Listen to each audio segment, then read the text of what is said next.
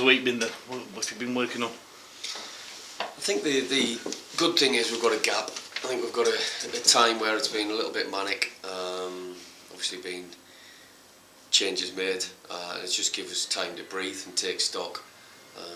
And certainly after the last two games, it gives us an opportunity. Certainly Monday we had an opportunity to just sit down, breathe, talk about it, see what the good, the bad and the indifferent was, and address one or two things that we need to be addressed in order to move forward. And I think certainly one of them was the discipline. We had to address it. How do you fix that? Is it a mental thing? Sometimes it's a mindset, yeah. And I think that's why you've got to sort of stop, look at it, think, well, why? And I think a lot of it, ill discipline, is born out of frustration. The results haven't been what we would expect. There's been a change in managers, so players will feel they've let the manager down.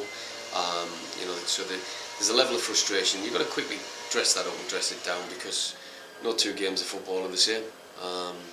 But within that, you've got to stick to what your game plan is, stick to it right the way through for 97 minutes.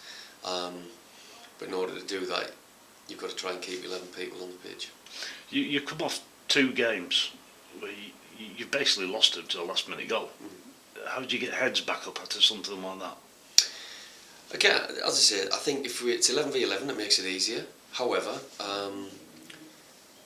we went all that period in the Sheffield United game with 10 and then 9 men, and just almost held on. And your concentration levels have to be right the way through. 97, I spoke about 98 minutes, whatever it is. Both games has been a fair old number of injury minutes added. But I think that's quite consistent throughout every league now, that you've got to almost anticipate there's going to be roughly 5 minutes injury time with changes, subs, goals, etc. So it's something you can address, and some things that we potentially work on.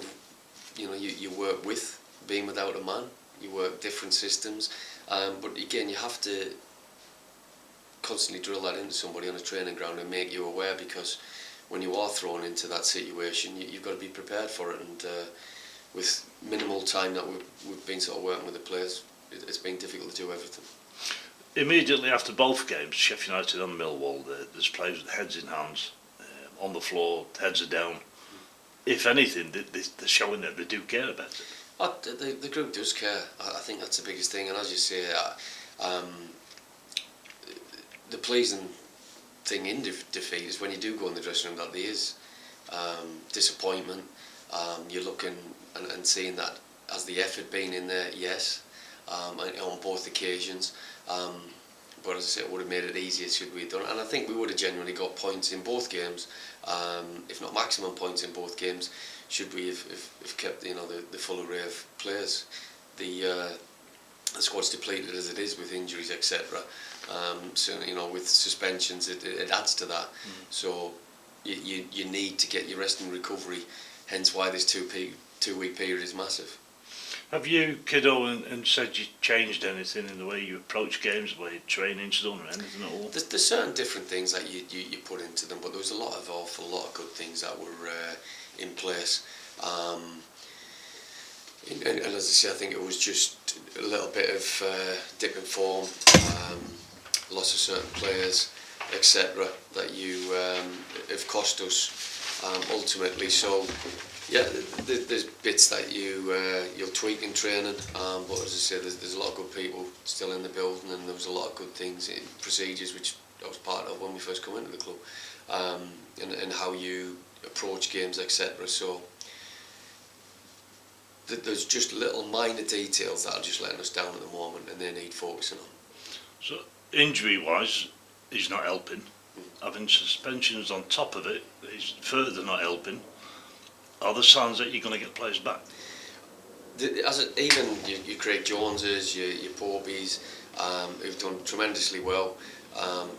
Craig precautionary on Saturday because he could feel something potentially happening. He knows his body.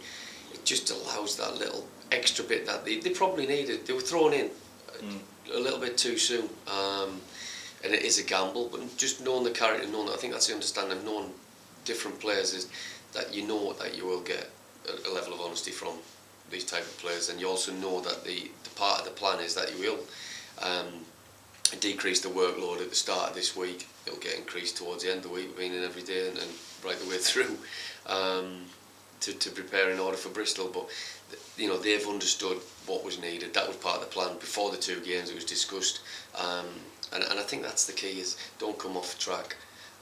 Yep, the results have been disappointing, but we still look at the bigger picture and moving forward. There's an awful lot of football to be played yet, so everybody's been calm, and we've stuck to it, because I think the performances in the last 2 games haven't really married up to what the results have been.